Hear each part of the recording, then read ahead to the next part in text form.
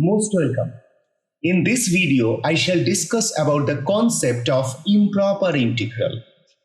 Let us first recall that the definition of a definite integral, integration a to b fx dx, presupposes two conditions. Number one, the limits a and b are finite, and number two, the integrand is bounded and integrable in the closed interval ab. That is when a less than or equal to x less than or equal to b. The diagram in the right hand side is for necessary visualization of these two conditions. Now, whenever any one of these two assumptions fail, we say that the corresponding integral is an improper integral. That is, when either or both of these assumptions are not satisfied, that is, when a limit is infinite or when the integrand approaches to infinity in the closed interval AB, we need to modify the previous definition if such integrals called improper integrals are to have a meaning. That means an improper integral means either your limit, one of the limit or both the limits are infinite, or the integrand has become unbounded in the closed interval AB, or both of these two happening. So if we write the types of improper integrals, then broadly there are two types of improper integrals. Type 1, when the interval is infinite, that is either a or b or both are infinite, and type 2, when the integrand has finite number of infinite discontinuities in the interval. That is, the integrand approaches to infinity at finite number of points in the interval. Now, if you have an improper integral where both of these things are happening, then such an improper integral is called a mixed type improper integral. Now, I will explain these things or these types of improper integrals with some examples to understand it in a better way.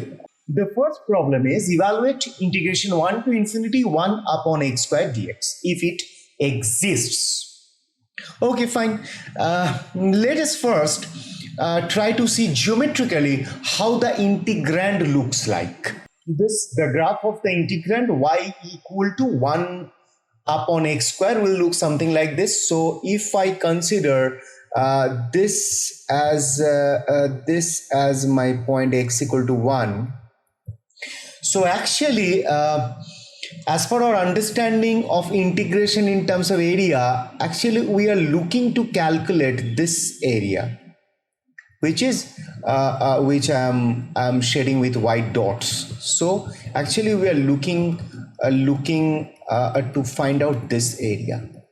Now the first impression, you might think that okay, fine, since the curve actually spans asymptotically till infinity, it is spanning towards infinity asymptotically with x-axis, and so the area also spans till infinity, so you can think that the area will be infinite, but that may not be the case. Okay, fine. Let us think how we can actually evaluate this area. Try to understand that the area which you are getting here is not like our usual definite integrals that we have learned so far, or the process that we have learned so far. You can see, as I have mentioned, in our usual definition of definite integral, the area is nice bounded kind of a thing, everything is finite. So then we can apply our previous techniques, whatever we have learned. But here you can see that this is not a bounded kind of nice finite bounded kind of thing. So we need to adjust our previous definition a bit to tackle this case. Okay, fine. What we can do is, instead of considering the whole infinite area which is appearing here, let us assume that I am considering only a finite portion of it. Say I will consider from x equal to 1 to say x equal to some t. So actually I'm trying to find out this green shaded area. Now actually this is very easy to find out. How we can find out? This green shaded area can be represented by the definite integral 1 to t 1 upon x square dx. And we know that this is actually a case like what we discussed earlier. The interval is finite. The function is not having any infinite discontinuity in this interval. So it's a nice finite area which we can evaluate as whatever you have learned earlier. So we know that this, if we do integration, this will be minus 1 upon x in 1 to t, and this will be equal to 1 minus 1 upon t. Now see, so fine, this is actually the area which is shaded by these green lines. Now remember, our actual target is not to find out this green shaded area, but to find out the whole area which spans to infinity. That means now let us do one thing. Now let us push this line x equal to t, or this wall x equal to t a bit further. That means let us now increase the value of t. How far? Whatever it means, up to whatever extent possible, means when t tends to infinity, let us increase the value of t as much as possible.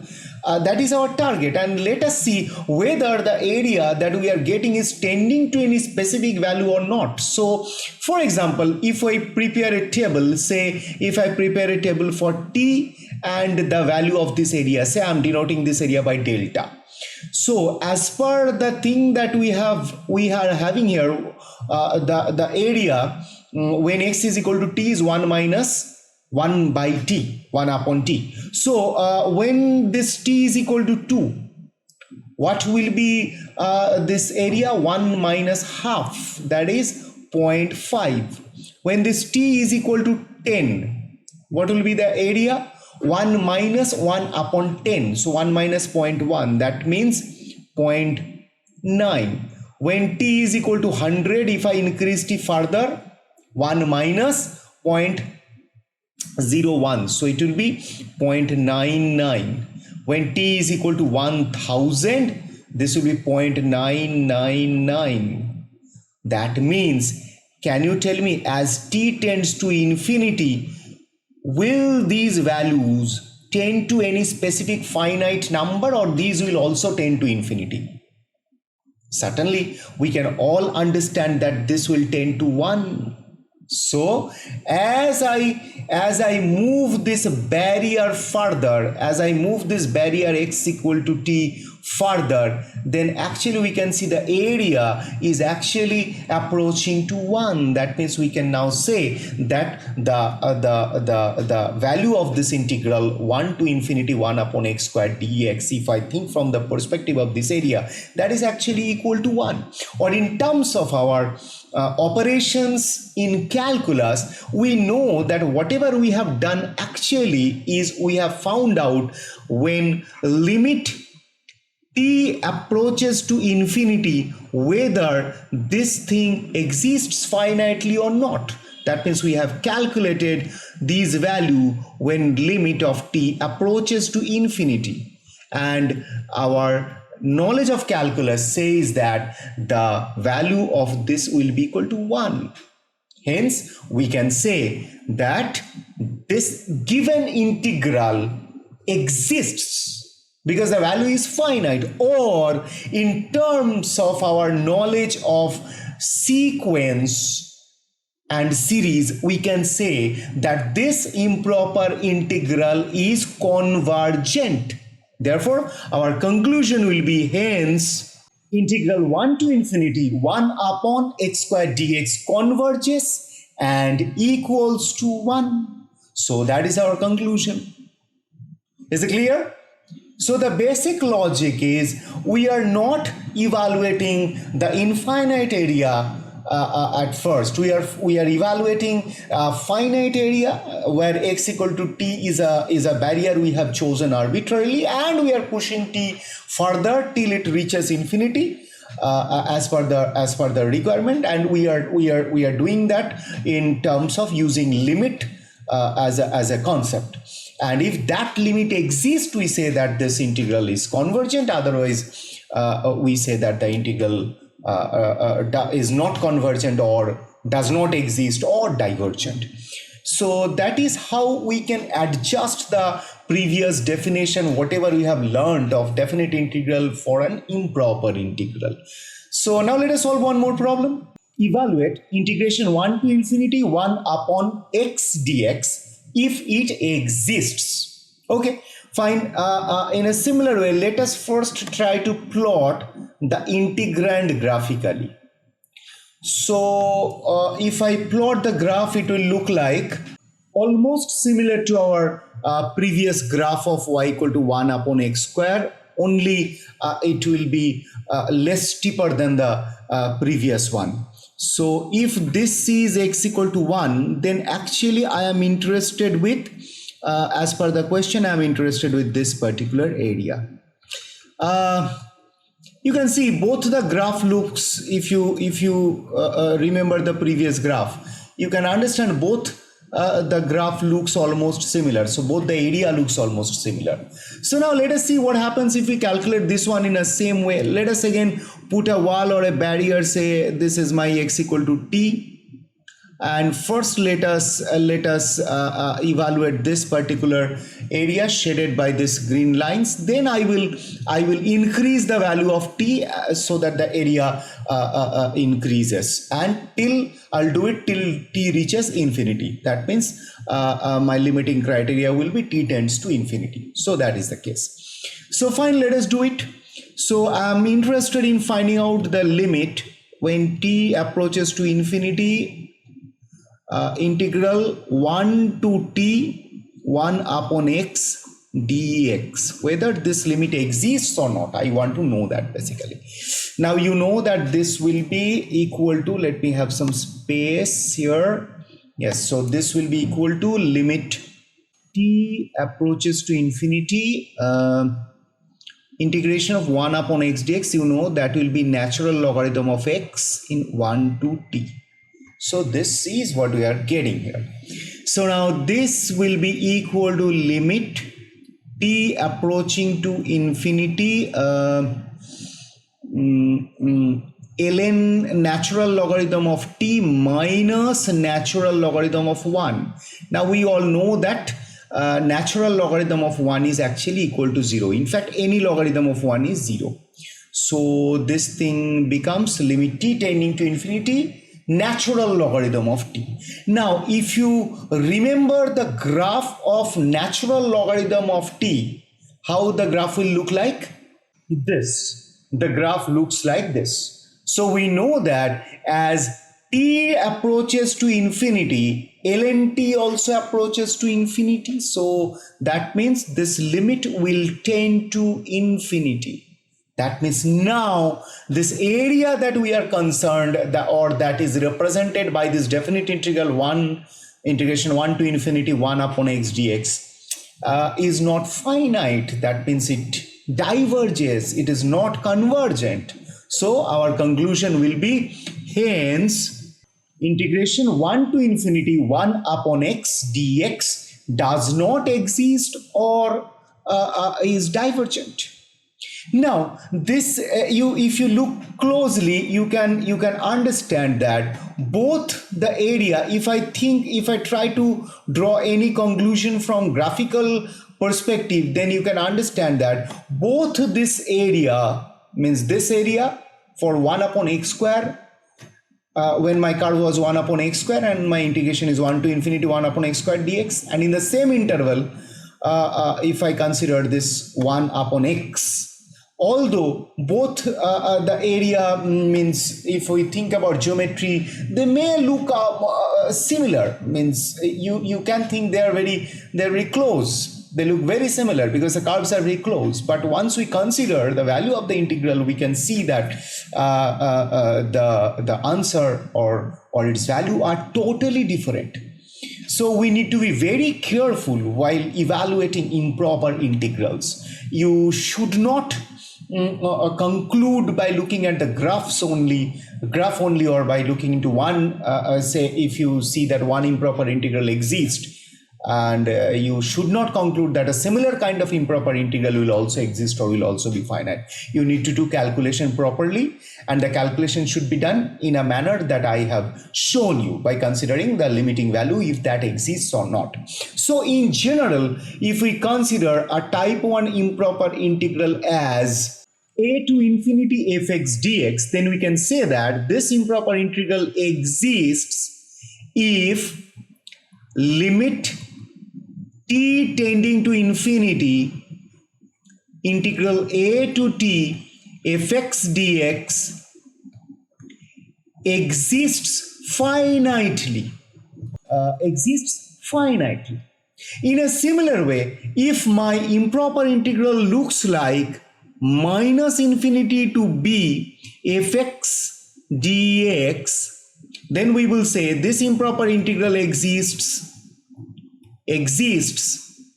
if, what I should write here, absolutely correct. Now I will put the barrier in the other side, so I will consider limit t tending to minus infinity integration t to b fx dx exists finitely. Now there can be another case that both the lower limit and upper limit are infinite. That means if I consider an improper integral like minus infinity to infinity fx dx, then what can be done for this? Pretty simple. I will split the integral into two parts. Say this is equal to integration minus infinity to, say, c fx dx plus integration c to infinity fx dx. What is my c? My c is any real number. So you can understand that both these are now the previous two types of integrals that I have discussed. So I will say that this integral exists when both of the two integrals in the right hand side exists. So this integral exists, I can say this integral exists when both the improper integrals in the right hand side exists. So these are the three cases which can occur or which can happen with your type 1 improper integrals. That means when your length of the interval is infinite. So these are the three cases that can occur. So these are the three cases of your type 1 improper integral. So these are the three cases. Now let us consider about type 2 improper integral. Now type 2 improper integral means, just let us quickly go back to the to our characterization of type 1 and type 2 improper integral. Type 2 improper integral means the integrand has a finite number of infinite discontinuities in the interval, or the integrand approaches to infinity at finite number of points in the interval. Okay, fine. Let us try to explain or understand this thing through an example. Evaluate integral 0 to 1 upon under the root 1 minus x squared dx if it exists. So you can understand now, I have no problem with the interval. The interval is a nice finite interval. But the integrand tells you clearly that we have a problem at x equal to 1. To understand in a better way, let us consider the graph of this integrand. the graph of the integrand will look something like this. Yes, something like this. And this will be my point. This will be my point, say x equal to 1. This is my point, x equal to 1. So you actually can understand that we are basically concerned about this area. That means the situation is almost similar to the previous one. The difference is earlier we had an asymptote horizontally, now we have an asymptote vertically. Or we can say that at x equal to 1, the function is having an infinite discontinuity. The function becomes unbounded at x equal to 1. The function has a vertical asymptote at x equal to 1. Or we can say the function has a vertical blow up. Function blows up at x equal to 1. Whatever you wish, you can say. The scenario is almost like the previous one. In the previous case, in type 1 case, whatever we had horizontally, now we are having the same thing vertically. That is the issue. So the question is how to find out this area, how to do it. Fine, we will do exactly in our previous way. What is that way? Say I have a problem at x equal to 1, because at x equal to 1 the function becomes infinite. The function blows up. I have no problem at any point which is less than x equal to 1. That means if I consider this as my point, say if I consider this point, I have no problem in evaluating this area. This is again a nice finite area which I have shaded in green lines, with green lines. So I have no problem in calculating this area. Now for that I need to know what is this point. Okay, fine. Let us consider that this length is epsilon. Remember, I am considering this length is epsilon. That means my logic is I am not being able to reach till x equal to 1, so I am stopping at some distance before x equal to 1, and the distance of this point where I am stopping to x equal to 1 is epsilon. That means if I plot it in a separate diagram, so this is my point x equal to 1, I am stopping here and I am considering this distance is epsilon, or this length is epsilon. That means this point will be my 1 minus epsilon. So this point will be x equal to 1 minus epsilon. Correct? Means the value of x at this point is 1 minus epsilon. So this point is, the value of x at this point is 1, and the value of x at this point is 1 minus epsilon. So can you tell me how I can represent this green shaded area in terms of an integration? Remember, this point is your 1 minus epsilon. This point is your origin, 0. So how I can represent this area in terms of integration? Pretty simple. I can represent this area as integration 0 to 1 minus epsilon 1 up on square root of 1 minus x square dx. And we all know that we can evaluate this in a pretty simple way. This is actually looking like this is actually whatever we have done earlier, because our area is now nice, finite, bounded, everything is falling in place. So if I do it, I will get something like say I'll get sine inverse x 0 to 1 minus epsilon. So that means this will be equal to sine inverse 1 minus epsilon and minus sine inverse 0, so that is 0. So this will be my answer for this integral. Now actually this is not what I am trying to evaluate. I am trying to find out the whole area that was earlier shaded with white dots. So that means now what I need to do, this line x equal to 1 minus epsilon should move forward to the line x equal to 1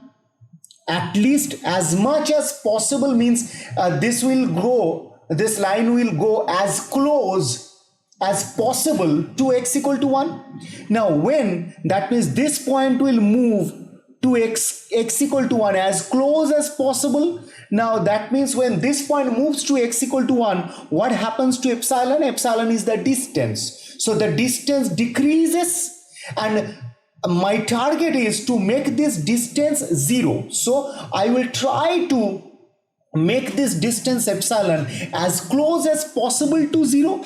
That means this situation is in terms of our understanding of limit. So actually this problem or the area which is there with green dots refers to our value of limit epsilon tends to 0. When epsilon is approaching to 0, because as your 1 minus epsilon and 1 comes closure, that means epsilon will become 0. Now there is another point to note. The point is epsilon tends to 0. If I look at this statement only, if I concentrate on this statement only, epsilon approaches to 0. This means there is the origin 0, and epsilon is approaching to 0, which can be done from two ways. Either it will approach from the right hand side, that means taking higher values from 0, that means taking positive values, or it is approaching from the left side, that means taking lesser values than 0, that means taking negative values. So in one case epsilon is always positive, and the other case epsilon is always negative. Now the question is, can epsilon be positive, negative, both? Means can epsilon tend to 0 in both the sides as per our understanding of the geometry and as per our understanding of what epsilon is? Remember, epsilon is a distance. Absolutely correct. Epsilon can never be negative because it is a distance, it cannot be negative. Or in other sense also, when I am considering this 1 minus epsilon, if I plug in a negative value to this epsilon, that will be 1 minus a negative value. That means that will be 1 plus that value. That means I will cross this line x equal to 1, which is not required in this context. So as per the context, my epsilon should be always positive. That means to be more mathematically correct, I should write here limit epsilon tends to 0 plus. So here I should write limit epsilon tends to 0 plus. Limit epsilon tends to 0 plus. And we all know that if we evaluate this limit exists, and the value of this limit is pi by 2. So here we got a nice finite value to this limit. Therefore my conclusion will be, as earlier we will say, hence integral 0 to 1 upon 1 minus x squared dx is convergent and equals to pi by 2. Yeah, you might feel this a bit strange because pi occurs when we consider a circular kind of an area or circular disk kind of a region. But yeah, this is the you can consider beauty of mathematics, that we are getting this area as equal to pi by 2. So this is what, if we have, this is how we can tackle an improper integral when we are having an infinite discontinuity at the upper limit. Remember how we tackled when we have this kind of an infinite discontinuity at the upper limit. Now there can be infinite discontinuity at the lower limit also. Okay, let us solve a problem to understand that. Evaluate integral 0 to 1 upon x dx if it converges. Fine, you can understand that again the interval is finite, there is no problem with the interval, but the integrand becomes or tends to infinity at the lower limit. So the integrand has an infinite discontinuity at the lower limit. So let us see how we can tackle that. Before that, let us plot the integrand, which you have already plotted earlier. Now the situation is like this. We need to actually, if we relate this integral, improper integral in terms of area, then we need to find out the area, which you can see in the diagram with white dots. So again, the problem is I cannot start at x equal to 0. I have a problem at x equal to 0. But any point which is higher than x equal to 0, I have no problem there. So let us, instead of considering this area as it is given, let us consider a different area. Say for example, I am considering this area. Let us try to find out this area first. And you can understand I have absolutely no problem in finding out this area, because this is, as you know, this is fits with our earlier knowledge of definite integral, or it is a nice proper definite. This can be represented with a nice proper definite integral. Now let us consider as previous that this distance is, say for example, delta. So instead of starting at x equal to 0, I am starting delta distance ahead of x equal to 0. That means this point will be 0 plus delta. So the green shaded area which is there, shaded by the green lines, that finite portion of this area can be represented by the definite integral 0 plus delta to 1 upon x dx. Again, I have no problem in evaluating this. This is equal to 1 upon x means, you know, it is ln x. 0 plus delta means delta to 1. So that means I am getting ln 1, which is 0. Natural logarithm of 1 is 0. Any logarithm of 1 is 0. So it is minus natural logarithm of delta that we are getting. Now again, actually here, what is my target?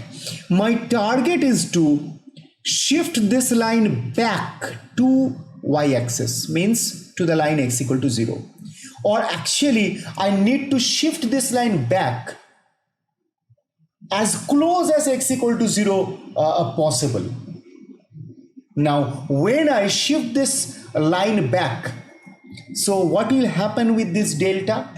Delta will decrease as I move this line back to x towards x equal to 0, means y-axis. My delta will decrease and delta will tend to 0. Delta will approach to 0.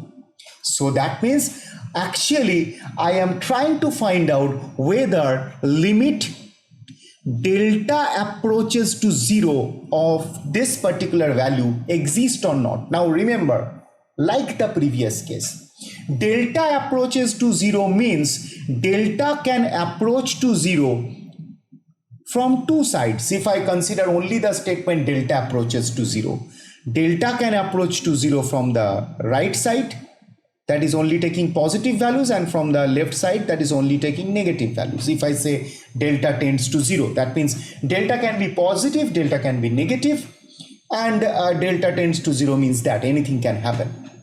Now tell me here, as per the context, can I allow delta to assume any value, positive or negative? Remember, delta is a distance, a length, and your limit is 0 plus delta to 1. Absolutely correct. As previous, delta cannot be negative. There are two ways to understand that. One, delta is a length or distance. It cannot be negative as per the geometry. And the other point is, if you consider delta to be negative, then this 0 plus delta will be 0 plus a negative number, means that will be a negative value at the end. So that means you will cross x equal to 0, which is not the case. I need to move up to x equal to 0. So delta has to be positive always. That means limit delta tends to 0 to be mathematically correctly. If I have to write, we have to write limit delta tends to 0 plus. So actually I need to see whether this limit exists or not.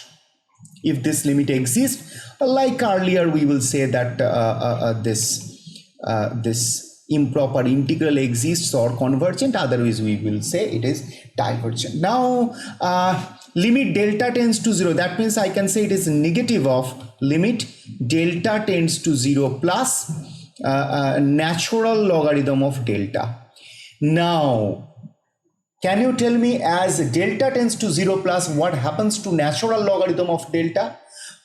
Quickly recollect the graph of natural logarithm of delta. It is something like this. So as delta tends to 0 plus, what happens? Your ln delta tends to minus infinity. So that means this limit tends to minus of minus infinity. That means this limit tends to infinity. So we have seen that this limit does not exist finitely. Hence, what will be our conclusion?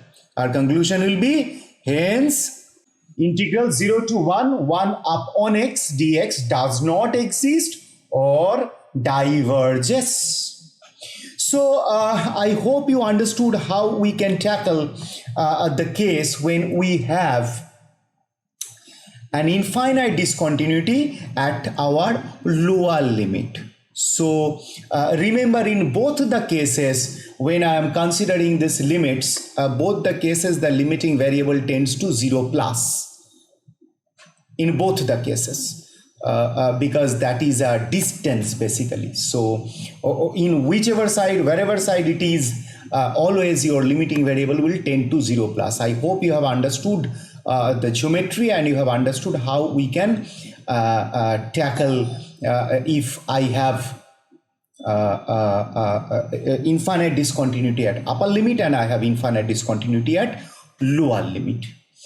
Now, a third case can also happen, that my infinite discontinuity can be in between, somewhere between the upper limit and lower limit.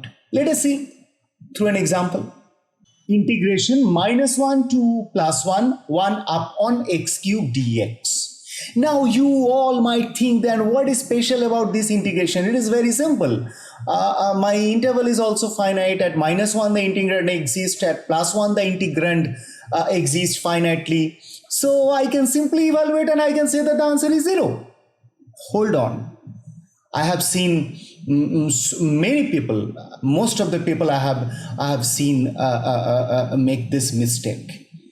You should not miss a final point, that in your interval there is a point x equal to 0 where your integrand has infinite discontinuity, or where your integrand becomes unbounded. So you should not apply, or you should not do the procedure which you have done for the usual definite integrals. In this case, we need to be very, very careful.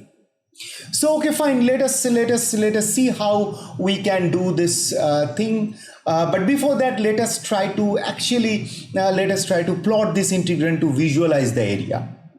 Yes, the whole scenario is now in this case something like this. The improper integral which is given actually corresponds to this particular area which you can see here. So what is to be done in this case? The point where the integrand has vertical blow up or infinite discontinuity lies in between now. So yeah, absolutely correct. Let us split the integrand at that point. That means I can write this integration -1 to 1 upon x cube dx as equal to integration -1 to 0 1 upon x cube dx plus integral 0 to 1 upon x cube dx.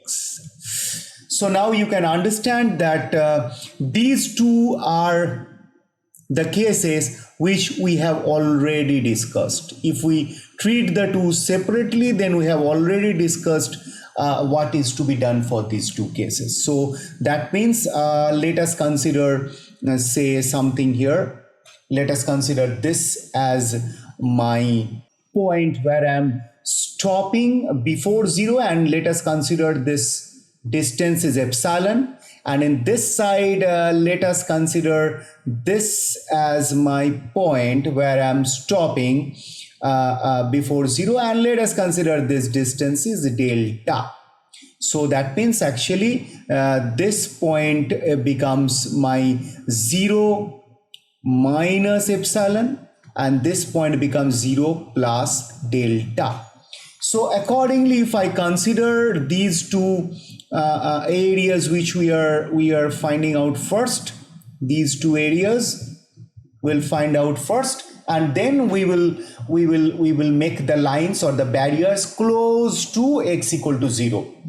That means this we will make, after that this will approach more closer to 0, and this will approach more closer to 0. What we have done, that means epsilon will tend to 0, plus, and delta will also tend to 0 plus, because both, remember, both are distance. Don't consider that epsilon is lying in the negative x-axis, is a distance in the negative x-axis, means epsilon will tend to 0 minus. I have seen lots of people making this mistake.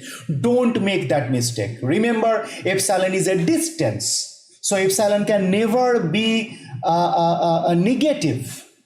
Or by other logic also, if you plug in a negative value for epsilon, then this 0 minus epsilon will become positive. So you will cross the line x equal to 0. So although epsilon lies in the negative x-axis, is a length in the negative axis, but it is a distance, it is a length. Don't consider it will be 0 minus. So it will also be 0 plus, and delta will also be 0 plus, as discussed earlier. So actually, when I am considering this, I am actually considering, as per previous discussion, limit for the area in the third quadrant. I am considering limit epsilon tend to 0 plus on integration minus 1 to minus epsilon. 0 minus epsilon means minus epsilon, and my function is 1 upon x cube dx plus limit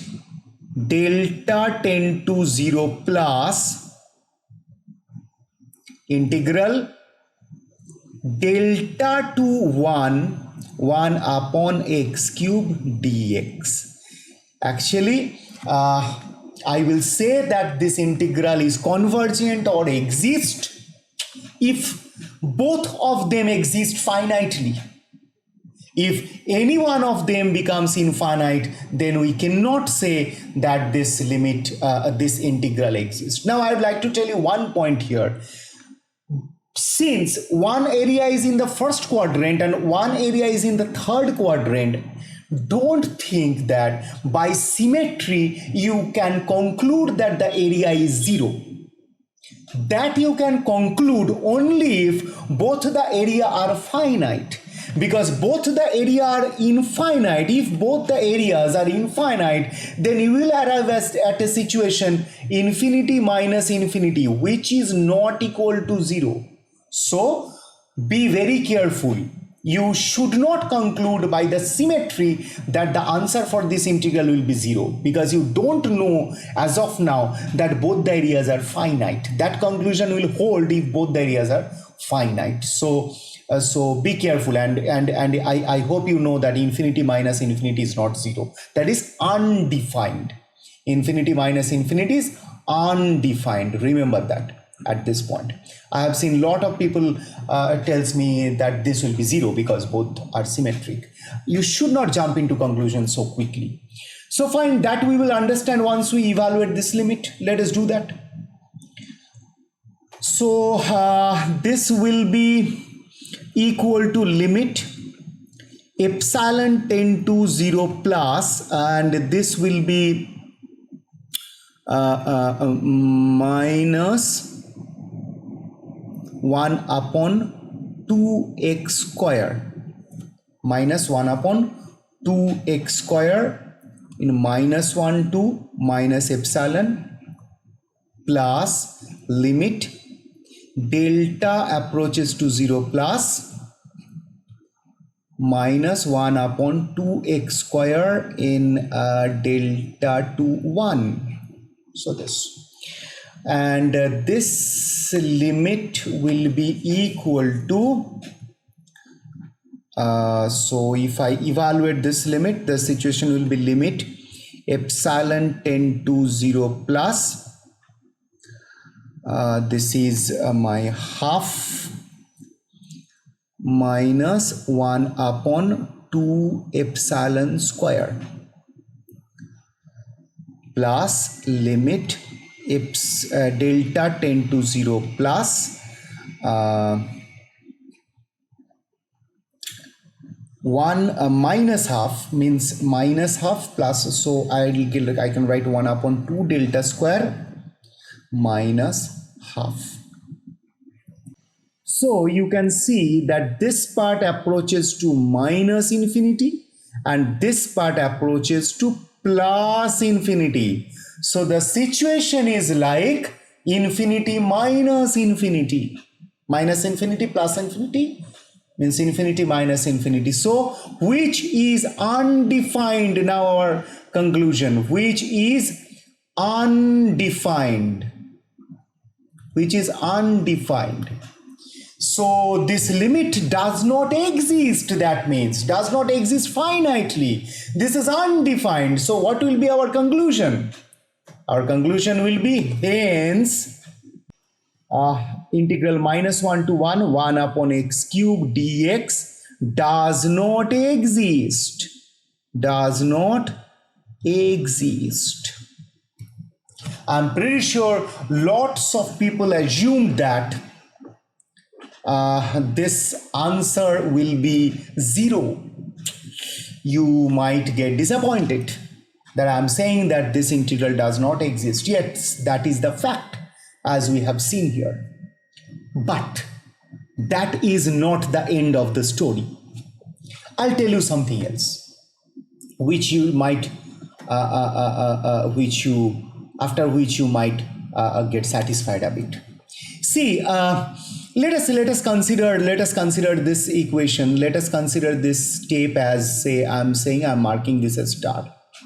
Now see, think about the geometry. What I have done, what is this role of this epsilon and delta?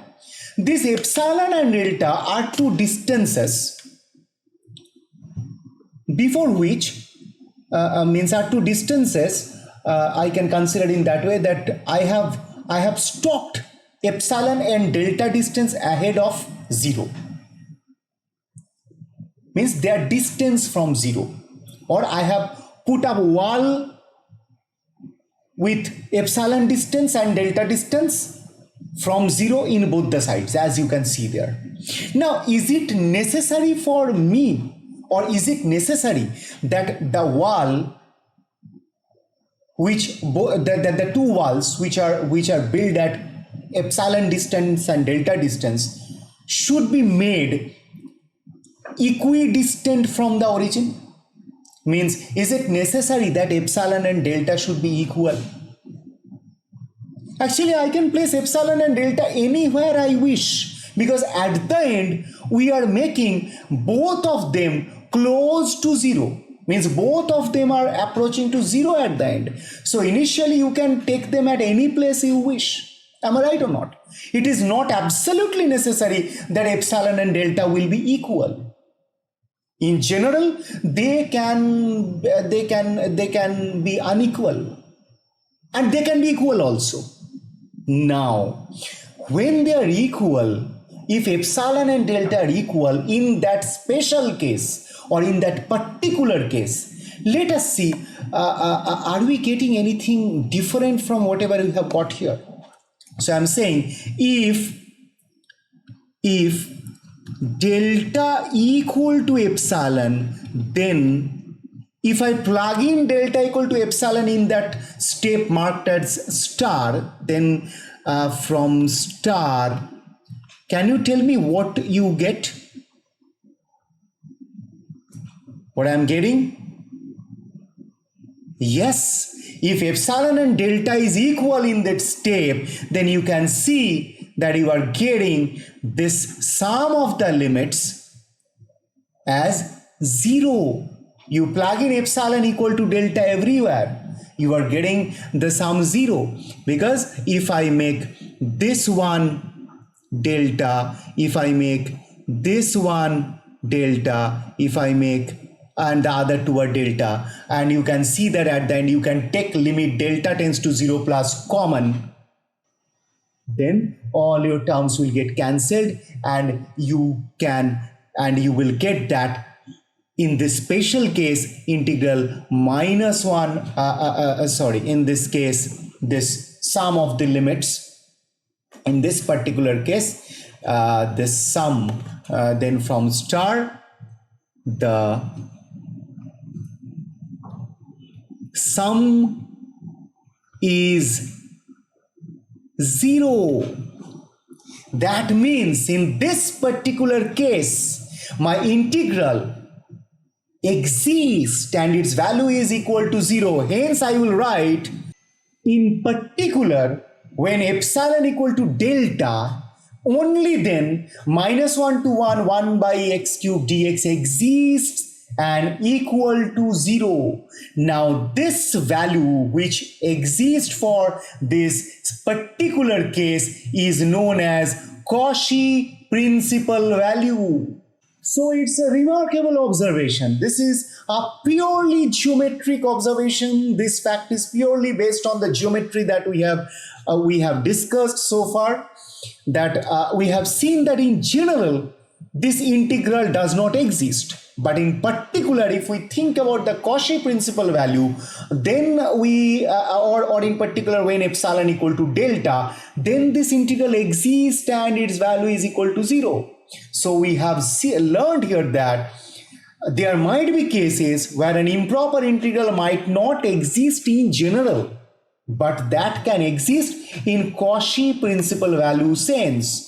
And what is Cauchy principal value sense? That will be clear from the, I hope you have understood that from the geometry that I have discussed so far. So now I will try to write the question as prove that integral -1 to 1 1 upon x cube dx does not exist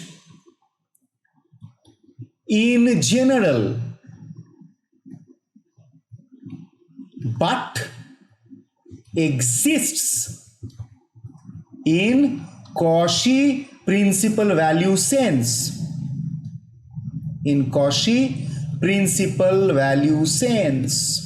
So this is a very fascinating example. Now you should be very careful while evaluating improper integrals. As I have discussed so many times, and this example is a very, very nice example. This is an example which I like very much. This is totally based on the geometric understanding. Unless you understand the geometry lying behind improper integral, you will not be able to grasp this concept.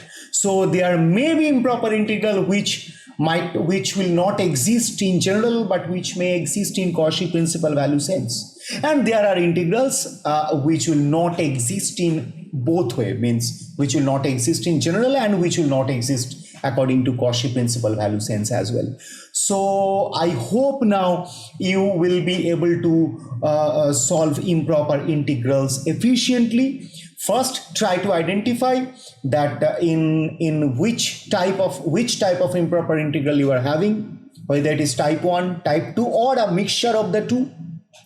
Now, if it is a mixture of the two, you will how to tackle those kind of integrals. If there is a mixture, then type 1 will be dealt with as I have discussed the type 1 cases, and type 2 as I have discussed the type 2 cases. So you now have to first check what kind of an improper integral it is, then apply suitable method to test whether it is convergent or divergent. So fine. I hope now you'll be able to solve problems. If you have any doubt, or any question, any comment, anything, please do let me know in the comment section below. I will be waiting for your comments. Now, in my next video someday, I will talk about two very specific improper integrals which are very, very important, find lots of applications, and they are known as gamma function and beta function.